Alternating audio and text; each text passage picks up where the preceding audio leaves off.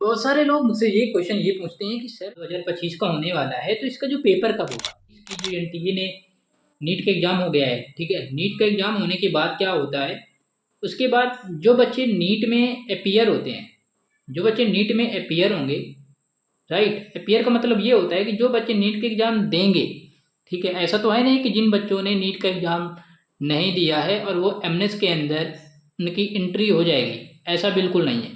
सबसे पहले एमनेस का पॉइंट ये होता है, यदि आपको एमनेस का एप्लीकेशन फॉर्म फिल करना है तो पहले ये होता था कि आप डायरेक्ट एमनेस के एप्लीकेशन फॉर्म को फिल कर पाते थे, लेकिन अब ऐसा नहीं है। अब ये है कि जब आप लोग नीट का एग्ज़ाम दोगे, जब आप नीट के एग्ज़ाम दोगे तो उसमें एक जो रेफरेंस नंबर मिलता है, जो प्रेफरेंस नंबर मिलता है, जो रेफरेंस नंबर जिसे हम लोग रजिस्ट्रेशन नंबर बोलते हैं, उसी के अकॉर्डिंग तो आप एमनेस का एप्लीकेशन फॉर्म फिल करते हो, राइट।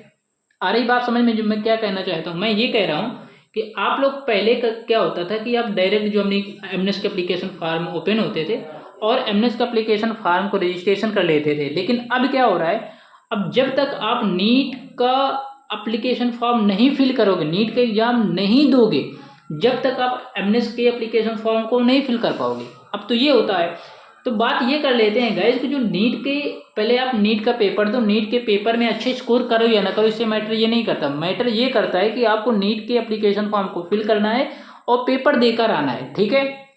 पेपर देकर आओ और उसमें कम से कम 200-300 मार्क्स आपके होने चाहिए। 720 नंबर का नीट का पेपर होता है और इसमें यदि आपको नीट एमएनएस में फॉर्म भरना है, फॉर्म भरने के बाद वो शॉर्ट लिस्ट भी होना है।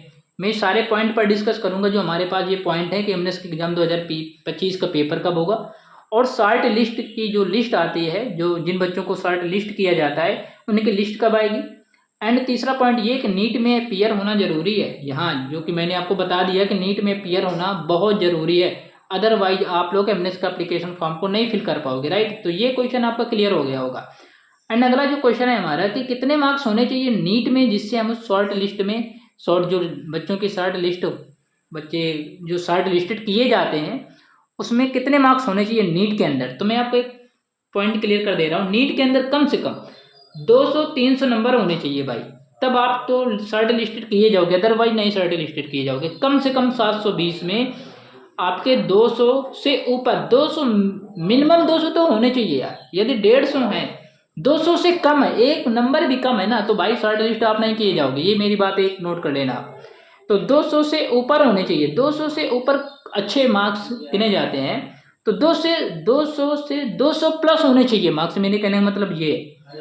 और इस पहले क्या होता था कि लोग, ये बहुत अफवाह चल रही है कि निगेटिव मार्किंग वाली, तो मैं आपको बता दूं एमनेस के एग्जाम में निगेटिव मार्किंग नहीं होती है, ठीक है। ये कंफ्यूजन दूर कर लो कि एमनेस के एग्जाम में निगेटिव मार्किंग होती है, नहीं होती है भाई, ठीक है। जो पहले होती थी अब नहीं होती है। एमनेस के एग्जाम में नो निगेटिव मार्किंग, कोई निगेटिव मार्किंग नहीं होती है। पेपर पैटर्न क्या रहने वाला है कि मैंने कि एक वीडियो हालांकि मैंने बना रखा है कि पेपर पैटर्न क्या होगा, कितने क्वेश्चन पूछे जाएंगे और आपको कैसे तैयारी करना है, बहुत बेहतरीन तरीके से मैंने चीज़ों को बताया है। और सिलेक्शन प्रोसेस क्या होगा, सिलेक्शन प्रोसेस भी मैंने आपको बता रखा है, लेकिन इस वीडियो के अंदर थोड़ी सी झलक दिखा देता हूँ। सिलेक्शन प्रोसेस में गाइस होगा क्या, जो बच्चे एमनेस एग्जाम में क्वालिफाई करेंगे, जो बच्चे एमनेस एग्जाम में क्वालिफाई करेंगे उनकी लास्ट में मेरिट बनती है। मेरिट बनने के बाद बच्चों को सिलेक्ट किया जाता है और इंटरव्यू होता है, इंटरव्यू होता है, इंटरव्यू होता है। इंटरव्यू होने के बाद मेडिकल टेस्ट होता है, ठीक है, मेडिकल टेस्ट होता है। तो इंटरव्यू पास करना पड़ेगा एंड मेडिकल टेस्ट, ये दोनों आपको पास करना होता है। अब कुछ बच्चों की क्वेरी ये रहती है, सर जो चश्मा गूगल्स वाले, ये मेरा पॉइंट इतने इतने पॉइंट है, इनका क्या प्रोसेस होता है। तो मैं आपको से क्वेश्चन पूछता हूँ, मुझे कमेंट सेक्शन में ये बताना कि आपको क्या लगता है।